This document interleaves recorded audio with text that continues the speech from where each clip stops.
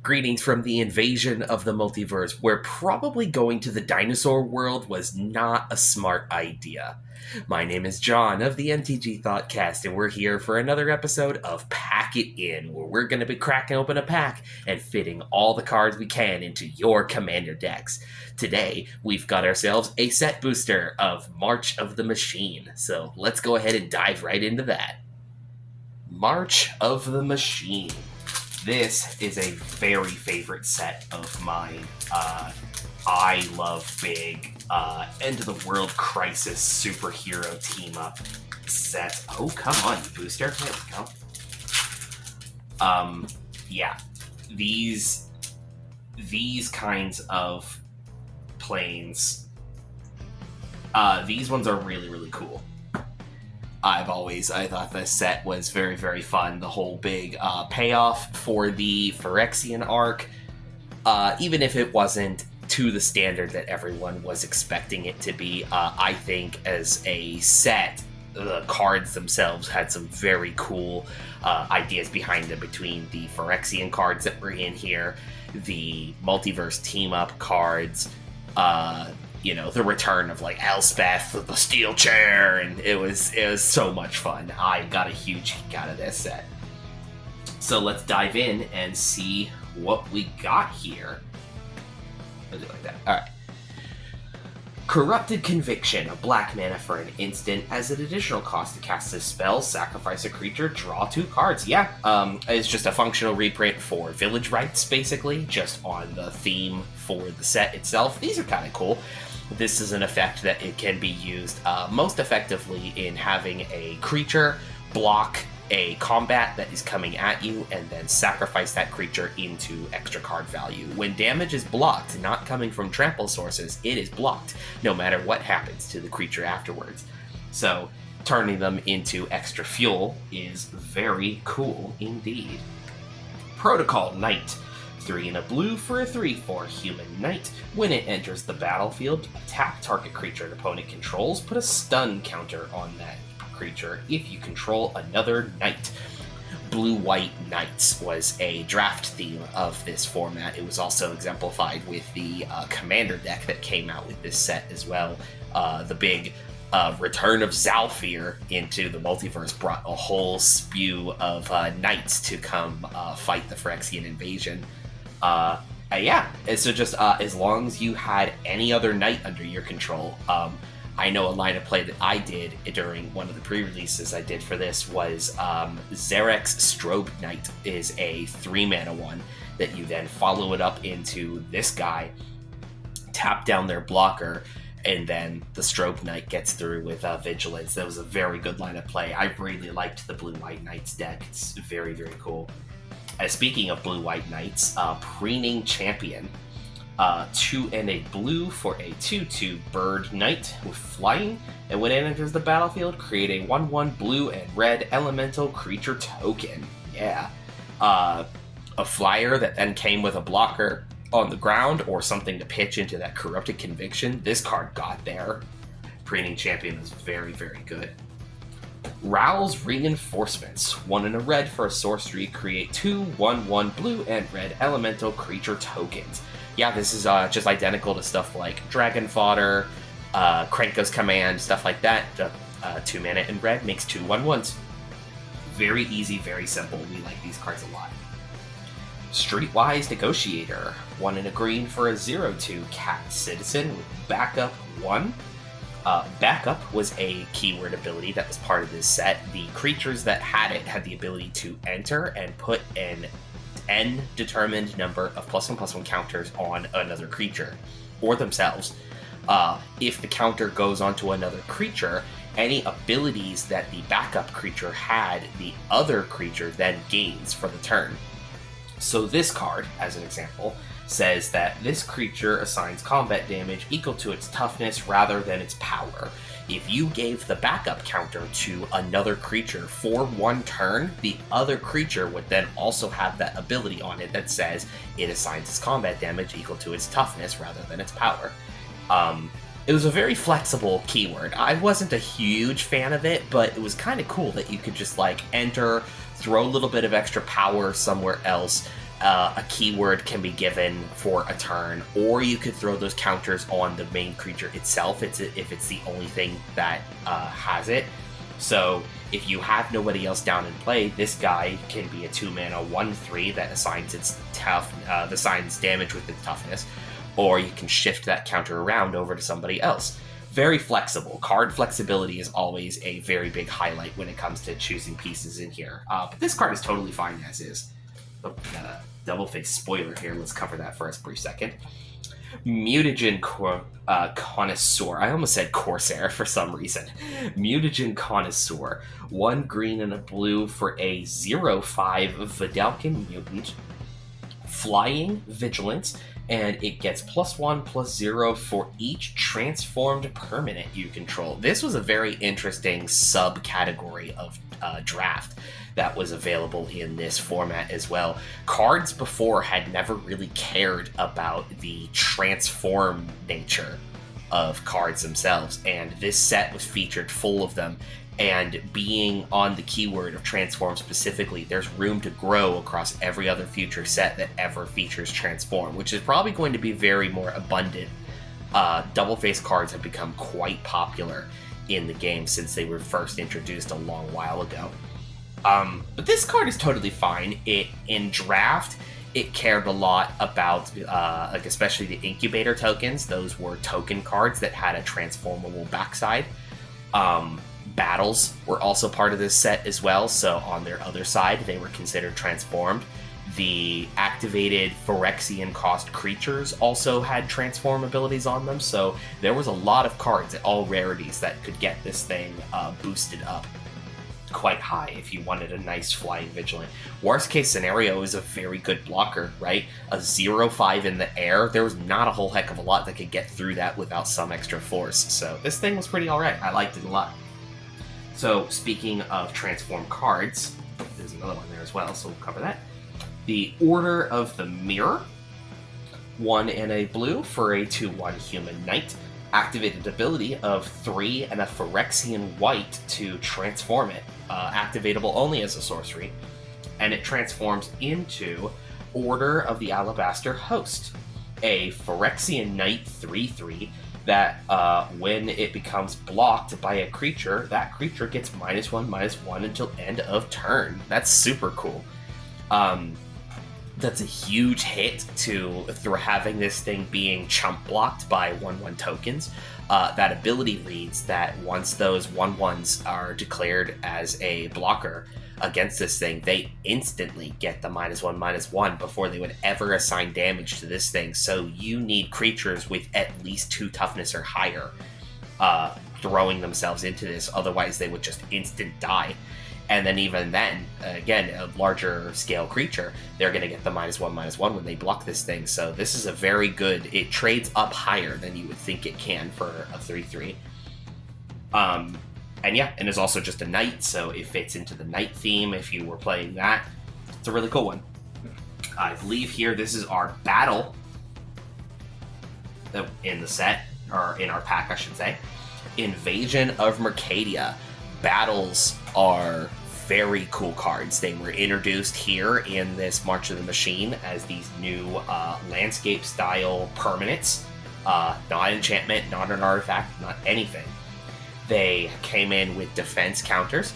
You, the permanent's owner, try to get those counters off, and then when you do, you get the backside benefit as well. These cards are super cool. I hope we do see them again someday.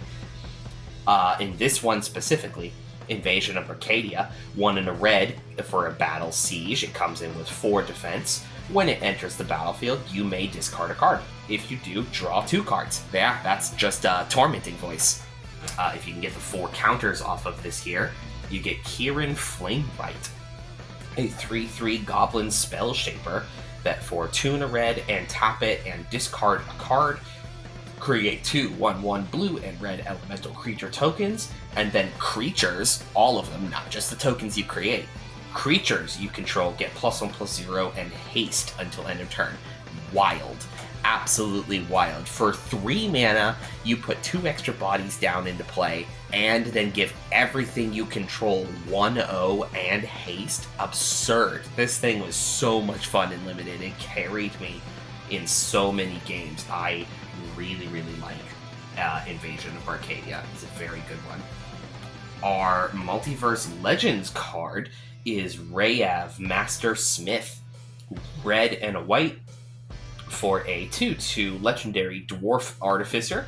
Whenever a creature you control that is enchanted or equipped attacks, that creature gains double strike until end of turn. That's super neat.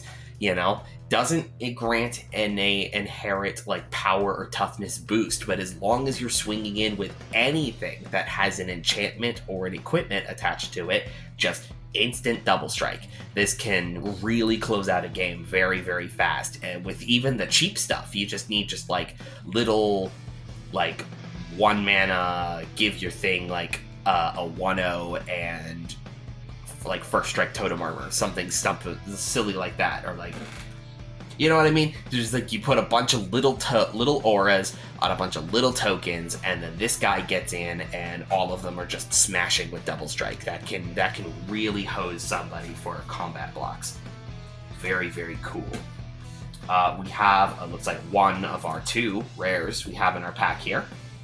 Quintorius Lore Master. 3 red and a white for a legendary Elephant Cleric. It's a 3/5 with Vigilance. At the beginning of your end step, exile target non-creature, non-land card from your graveyard. Create a 3/2 red and white spirit creature token. And then for 1 red and a white and tap, sacrifice a spirit. Choose target card exiled with Quintorius. You may cast that card this turn without paying its mana cost. If that spell would be put into a graveyard, put it on the bottom of its owner's library instead.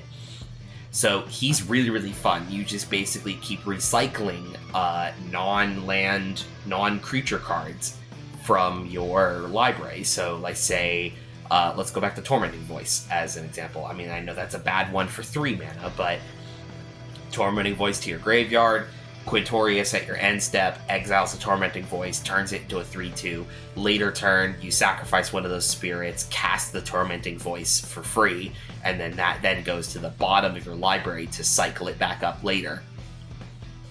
Very, very cool. I think a little too slow to kind of be super practical, but the kind of like churn engine you can go through of like getting a spell into your graveyard, turning it into a creature, swinging with the creatures if you wanted to, and then turning those creatures back into spells is a very, very cool ability. You don't see a whole lot of constant graveyard churning like that without all your stuff going to exile forever. We have another rare in here as well, a foil of Rona, Herald of Invasion. 1 and a blue for a 1/3 human wizard. When you cast a legendary spell, untap Rona, Herald of Invasion. She then taps to draw a card, then discard a card. So that's a really nice ability of like you can just loot, cast a legendary, she untaps, loot again. There's gonna certainly be some kind of like combo. There is certainly some kind of engine of just like cycling, casting a legendary, looting a card, sending one to the graveyard, casting another legendary, untap, untap, untap. Very, very cool. She can get you lots of cards really, really fast. She then can also, for 5 and a Phyrexian black, transform. And she transforms into Rona, Tolarian Obliterator. A 5/5 legendary Phyrexian wizard with trample that whenever a source deals damage to Rona, Tolarian Obliterator, that source's controller exiles a card from their hand at random. If it's a land card, you may put it onto the battlefield under your control. Otherwise, you may cast it without paying its mana cost. This is an evocative ability of the other Phyrexian Obliterator style cards. The original one, the mono black one, and the quad white one from Phyrexia All-Be-One. Phyrexian Vindicator, I want to say it's called. A big 5/5 that says that whenever it is hit with damage, either yourself or your opponent, this can work really, really funny in both ways. If you want to start pinging her yourself, it gives you the option to discard something from your hand randomly and either cast it for free or play it as a land. Or if your opponent blocks this thing, they are also then removing a card from their hand at random, and you either get to cast it or play it for free. It's a really, really cool. I like that a lot. The Obliterator abilities are really hard to stop. Rounding out our pack, we've also got a card on the list, Sarulf Realm Eater from Kaldheim. 1 black and a green, legendary 3/3 wolf. Whenever a permanent an opponent controls is put into a graveyard from the battlefield, put a +1/+1 counter on Sarulf Realm Eater. And at the beginning of your upkeep, if Sarulf has 1 or more +1/+1 counters on it, you may remove all of them. If you do, exile each other non-land permanent with converted mana cost less than or equal to the number of counters removed this way. Yeah, big old time bomb. If you never use that last ability on it, he just sits here and says, hey, anytime you sacrifice a thing, just go ahead. Like, if you remember from our last episode, we had what's his name? Mayhem Devil. A very something similar like that. If you are forcing all your opponents to be sacrificing permanents over the course of the game, this wolf is just gonna get big and dumb. And then when you don't need him big and dumb anymore and need the board to be cleared away of anything that is currently in your way, the +1/+1 counters can come off and it mass exiles every other non-land permanent in play except itself. So then it just keeps building up those counters again and again if you are forcing your opponents to be sacrificing permanents. It's really, really cool. It's about as good as a repeatable board wipe can be on a body that can get itself nice and big, even if you disregard that entire ability at the bottom as well. Just a big old wolf that just gets big and dumb and stupid. What are we working with here? The obvious things clearly are our legendary creatures that we've opened here. We've opened 4 legendary creatures, all in very different build directions. We've got auras, equipment, and graveyard cycling, and legendary matters, card draw cascading, and sacrifice attrition style. If I had to be building one of them, I would probably be building Rona.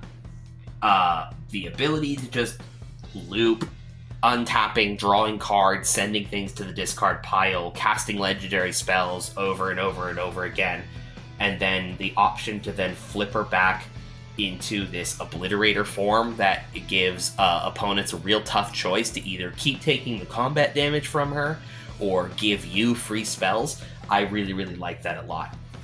Rayev is also another really good choice as well. It's like I said, just clean, simple enchantment, equipment, boosting, power. Just double strike will get the job done very, very fast.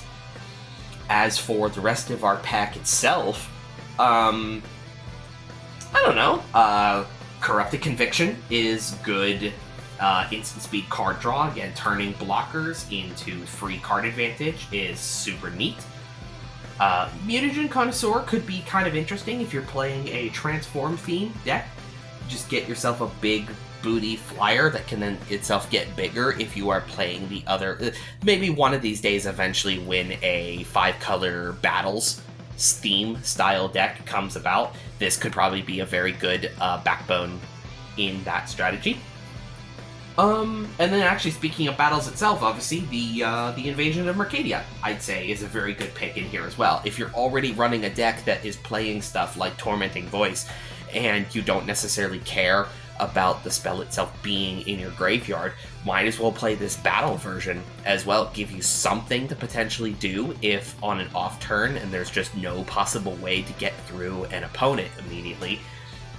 Just a potential then to turn it into a creature that then pops you out more creatures later. It's a very good card. Battles should be played more. So that's going to do it for our pack then today. Thank you very much for watching this episode of Pack It In. I hope you've been enjoying this series so far, and we'll catch you again next time for the next booster pack.